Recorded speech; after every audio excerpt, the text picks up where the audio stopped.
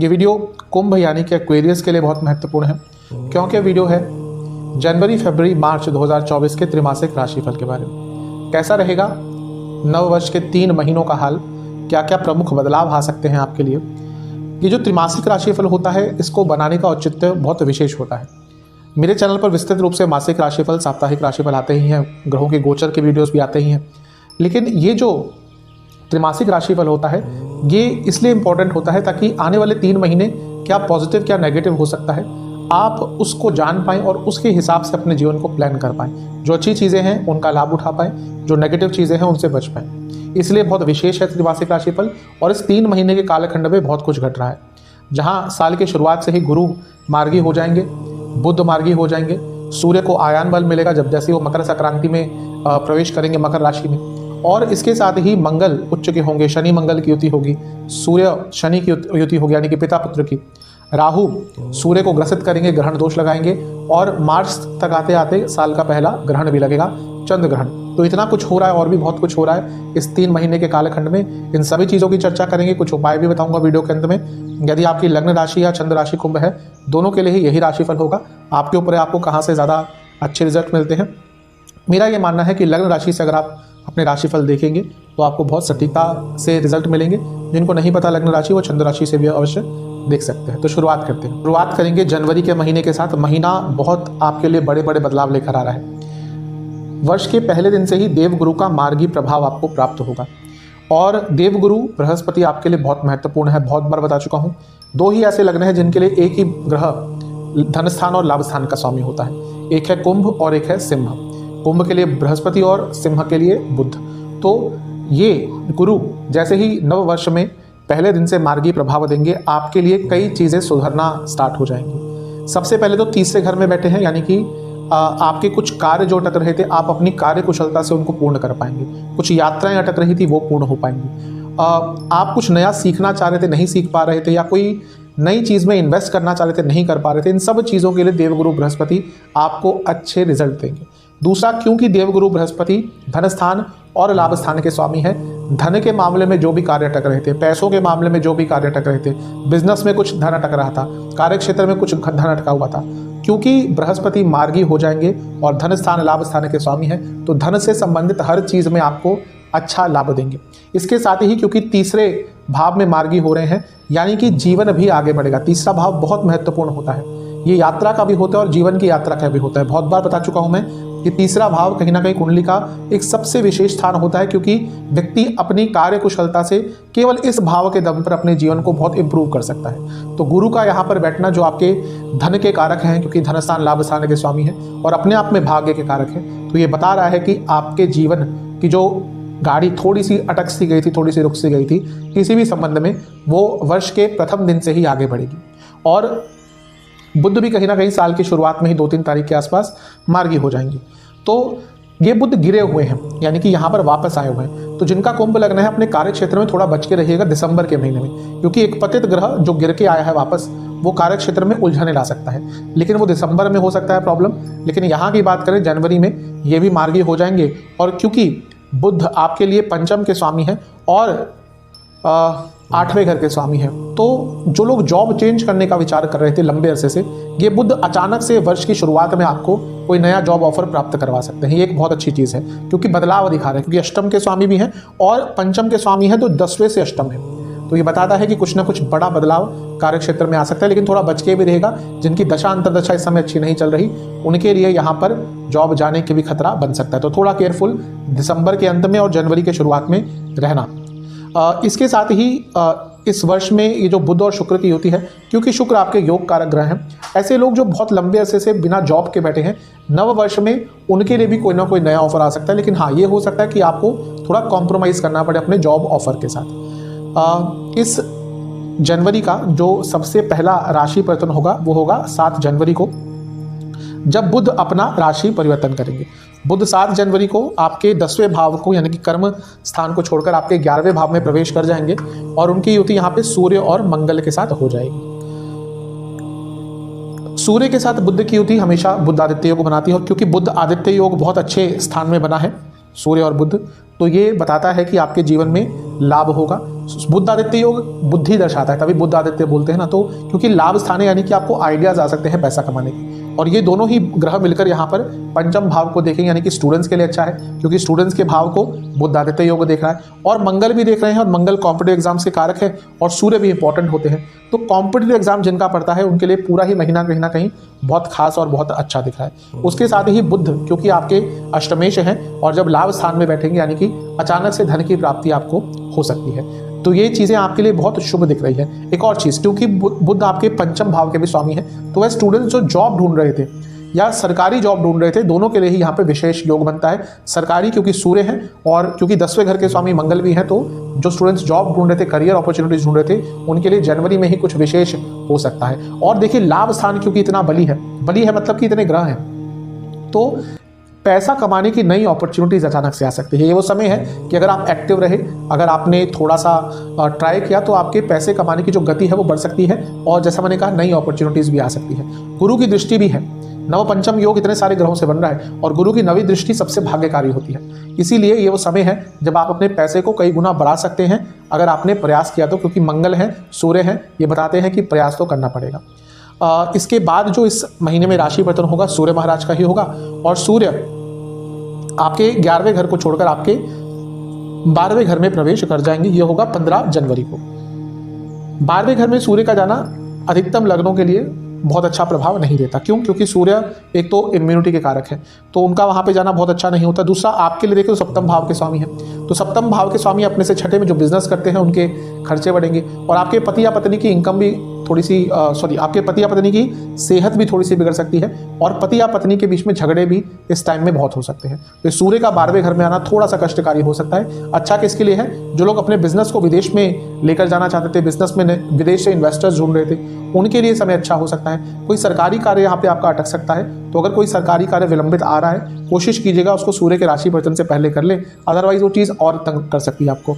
और क्योंकि व्यय स्थान है आपके, कई सरकारी चीज़ों पे खर्चे भी इस महीने हो सकते हैं, कई प्रकार की सरकारी चीज़ों पर। तो ये सूर्य का राशि परिवर्तन लेकिन अच्छी चीज़ है। सूर्य यहाँ पे आते हैं तो छठे भाव को देखेंगे और ये सरकारी कार्यों का है या फिर ये लीगल कार्यों का है। कोई लीगल कार्य स्पेशली कोई सरकारी लीगल कार्य अगर आपका अटक रहा था उसको पूर्ण करने के लिए ये जो समय है आपका बहुत अच्छा होगा।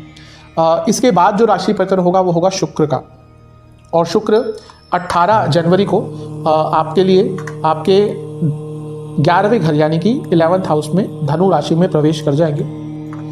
देखिए शुक्र का कहीं ना कहीं 11वें घर में आना बहुत अच्छा होता है। दूसरा, शुक्र आपके लिए योग कारक ग्रह है। बहुत बार बता चुका हूं मैं कि शनि के लग्नों के लिए शुक्र के लग्नों के लिए शनि योग कारक है।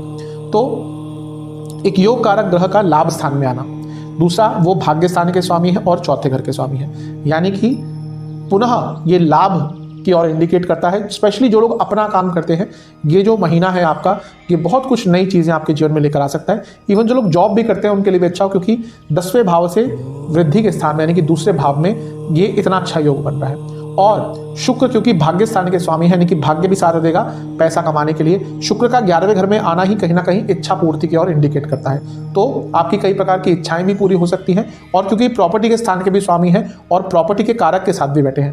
ज्योतिष का एक और नियम है, अगर कोई किसी भाव का स्वामी उस भाव के या उस चीज़ के जो कारक ग्रह है उसके साथ बैठता है तो वो भी लाभ होता है। तो प्रॉपर्टी खरीदने के लिए भी समय अच्छा है, प्रॉपर्टी बेचने के लिए भी समय अच्छा है, प्रॉपर्टी से लाभ अर्जित करने के लिए भी समय अच्छा है और प्रॉपर्टी में कंस्ट्रक्शन कराने के लिए भी ये समय आपका बहुत अच्छा रहेगा।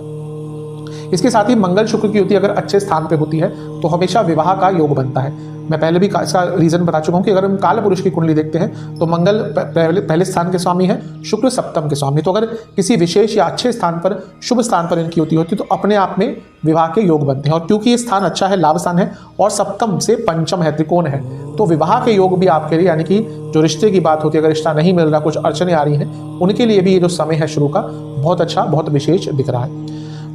शुक्र क्योंकि आपके चौथे भाव के स्वामी है तो ये आपकी माता जी की सेहत पर एक नेगेटिव इंपैक्ट डाल सकता है, तो वहां पर थोड़ा सा ध्यान देंगे तो अच्छा रहेगा।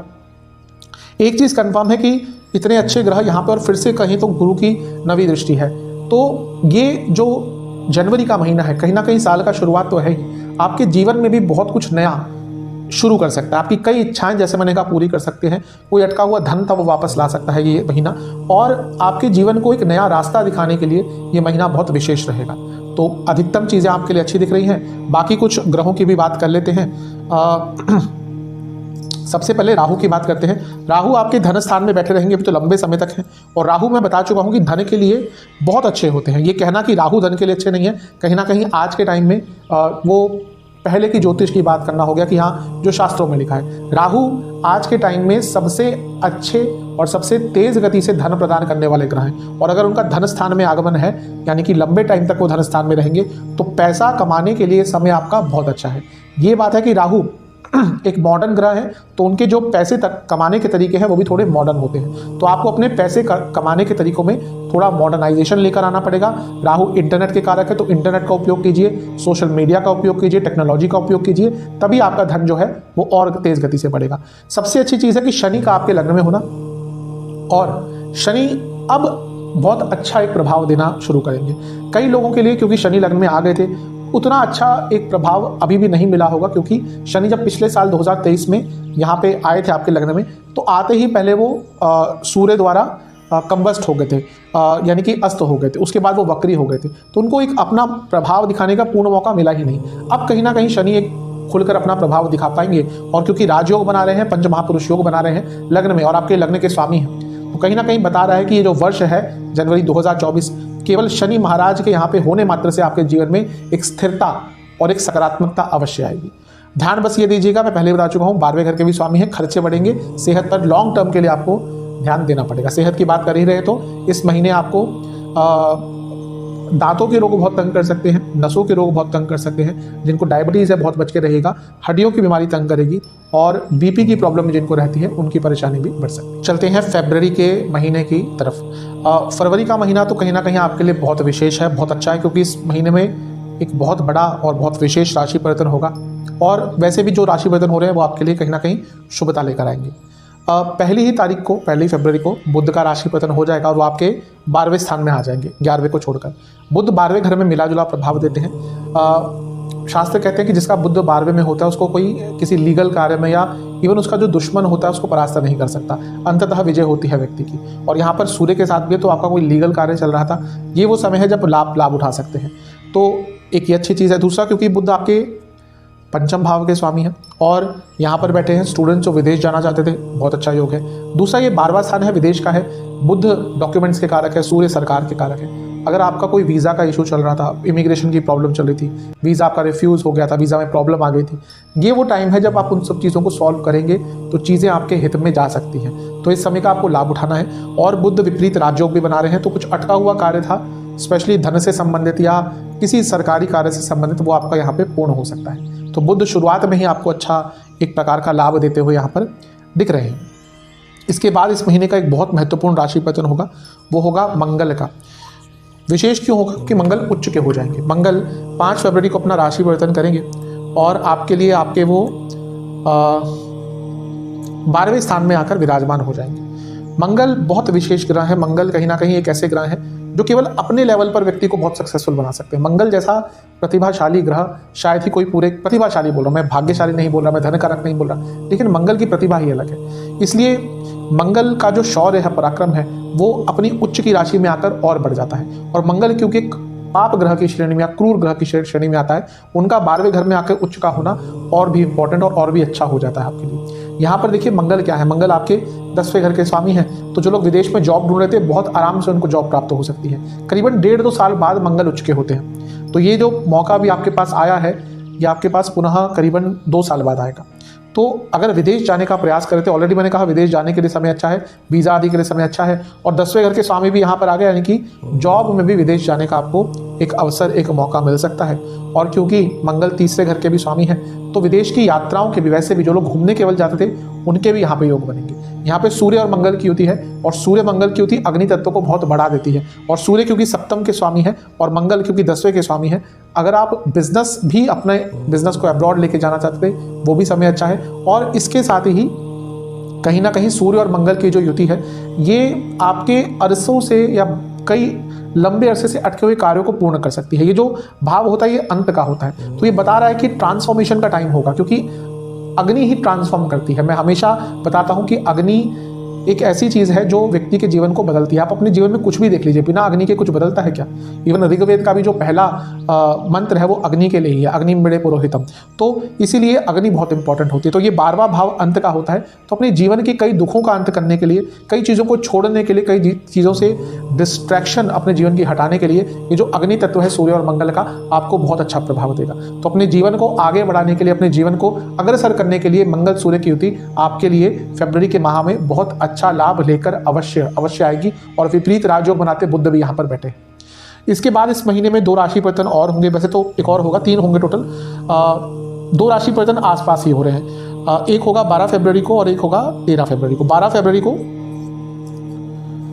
शुक्र आपके 11वें घर को छोड़कर आपके 12वें घर में आ जाएंगे और शनि सूर्य आपके 12वें घर को छोड़कर लग्न भाव में आ जाएंगे।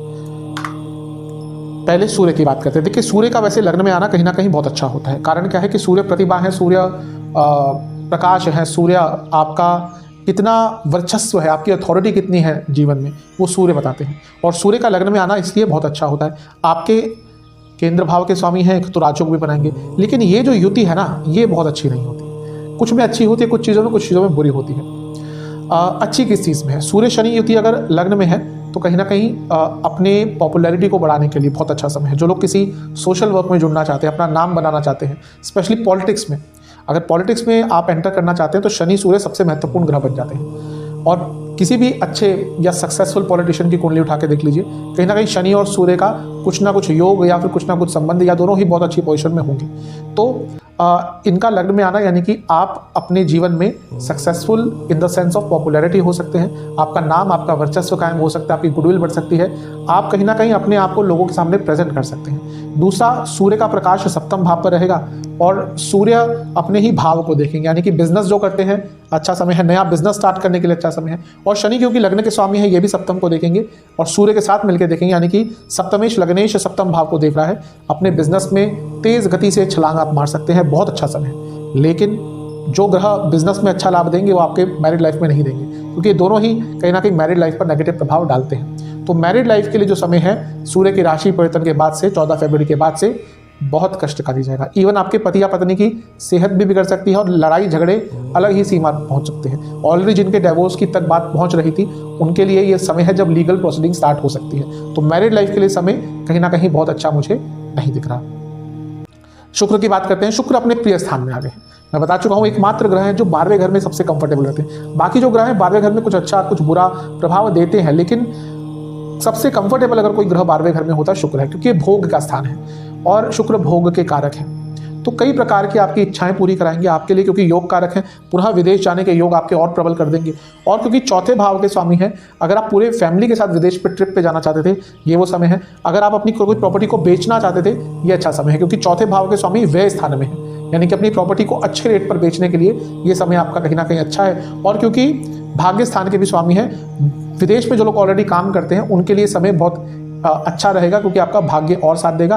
दूसरी चीज़, क्योंकि 9वें भाव के स्वामी है और ये 12वां स्थान तीर्थ स्थलों का होता है, ये यात्राओं का होता है, लंबी यात्राओं का। तो इस समय आपको किसी बड़े तीर्थ स्थल पर जाने का अवसर भी प्राप्त हो सकता है। और शुक्र 12वें घर में आकर कहीं ना कहीं व्यक्ति की कई प्रकार की इच्छाएं, कई प्रकार के उसके जो डिजायर्स होते हैं उनको पूर्ण कर सकते हैं। तो शुक्र का यहाँ पे आना आपके लिए बहुत अच्छा एक योग बना रहा है। मंगल के साथ शुक्र की युति धन कारक होती ही है, तो विदेश से धन भी आ सकता है। और मंगल क्योंकि आपके 10वें घर के भी स्वामी हैं और शुक्र क्योंकि आपके 7वें घर के स्वामी हैं, यानी कि जो लोग MNCs आदि में काम करते हैं उनका भाग्य भी साथ देगा। तो ये भी आपके लिए कहीं ना कहीं बहुत महत्वपूर्ण चीज़ दिख रही है। इतने सारे ग्रह मिलकर 6ठे भाव को भी देख रहे हैं। कुछ लीगल कार्य अटक रहे थे, बहुत आराम से पूर्ण हो सकते हैं, प्रयास अवश्य कीजिएगा।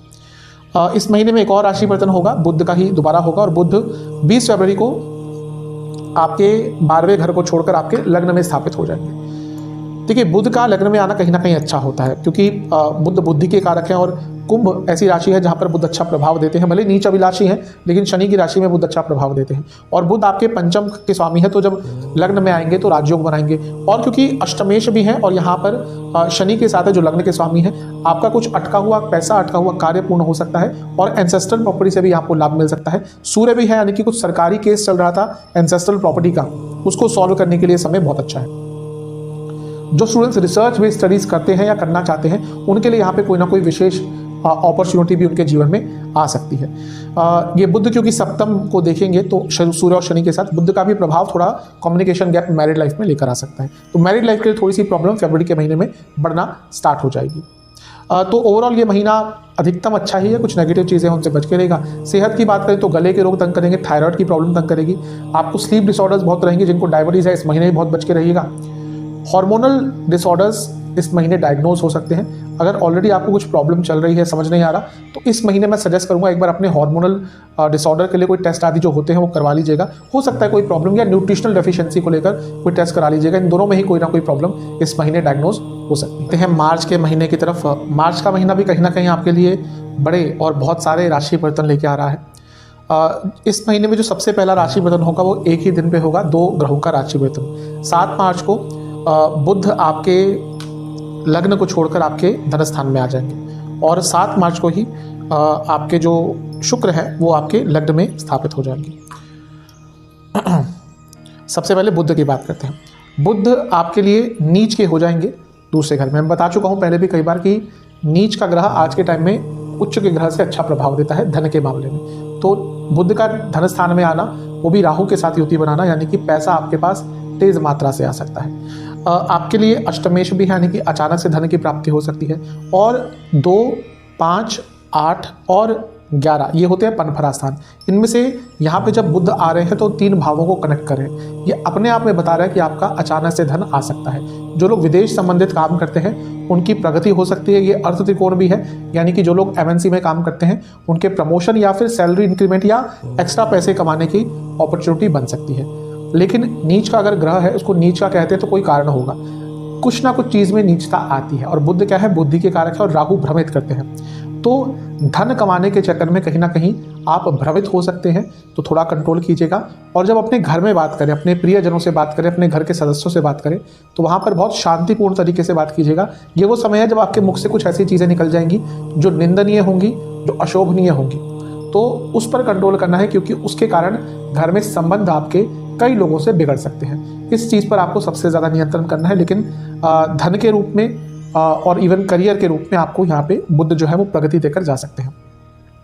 शुक्र लग्न में आ जाएंगे 7 मार्च को, और शुक्र आपके योग कारक है। योग कारक का लग्न में आना और लग्न के स्वामी से युति बनाना, ये साफ बताता है कि आपका बहुत इंपॉर्टेंट कोई कार्य जो बहुत लंबे अरसे से भले अटक रहा हो या कुछ पहले टाइम से अटक रहा हो, लेकिन कोई बहुत इंपॉर्टेंट कार्य आपका मार्च में ये जो शुक्र और शनि की युति है, क्योंकि शुक्र योग कारक है, उसके कारण पूर्ण हो सकता है। और भी देखिए कि शुक्र आपके 4थे घर के स्वामी है, भाग्यस्थान के स्वामी है। शनि आपके लग्न के स्वामी है और 12वें घर के स्वामी है। तो क्योंकि यहाँ पे 12वें घर का 4थे घर का लग्न का योग आ गया, तो जो लोग विदेश में सेटल होना चाहते हैं, ऑलरेडी विदेश में हैं, ये वो समय है जब आप अपने वो PR की बात हो, कोई इमिग्रेशन के डॉक्यूमेंट्स हो, उनकी जो प्रोसीडिंग्स हैं उनको स्टार्ट कर सकते हैं। और क्योंकि शुक्र 4थे भाव के स्वामी हैं, तो प्रॉपर्टी संबंधित भी कुछ ना कुछ अच्छे और बड़े डिसीजंस अगर आपको लेने हैं, तो ये वो समय है आप उन निर्णयों को ले सकते हैं। और क्योंकि शुक्र आपके भाग्यस्थान के स्वामी हैं, देखिए भाग्येश लग्नेश के साथ लग्न में बैठा है, यानी कि भाग्य का आपको बहुत साथ मार्च के महीने में, स्पेशली 7 मार्च के बाद से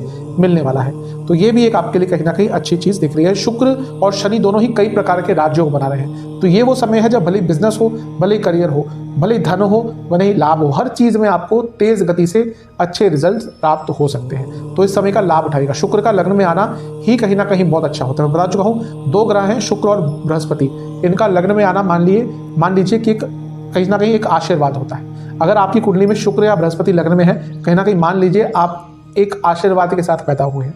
इसीलिए शुक्र का लग्न में गोचर, वो भी अपने मित्र ग्रह की राशि में, और अपने एक ऐसे स्थान पे जहाँ पे वो राजयोग बना रहे हैं, आपके जीवन में कई प्रकार की शुभता भरने वाला है। इसके बाद भी 2 राशि परिवर्तन साइमल्टेनियसली होंगे, यानी कि एक दिन के बाद एक, वो होंगे सूर्य और मंगल के।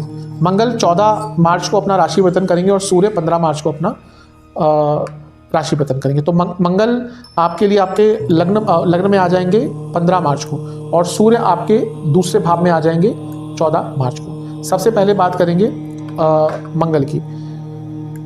देखिए मंगल आपके लिए 10वें घर के स्वामी हैं, और 10वें घर के स्वामी लग्न में आ रहे हैं, 10वें घर के स्वामी लग्न में। तो ये साफ बता रहा है कहीं ना कहीं ये समय आपका बहुत अच्छा है, कारण ये राजयोग बनता है। और ये जो केंद्र में योग बनते हैं, राजयोग बनते हैं, उनमें सबसे उच्च कोटि का अगर राजयोग होता है तो यही होता है कि लग्न का स्वामी 10वें में, 10वें का स्वामी लग्न में, इनमें से कोई भी एक बना तो बहुत अच्छा होता है।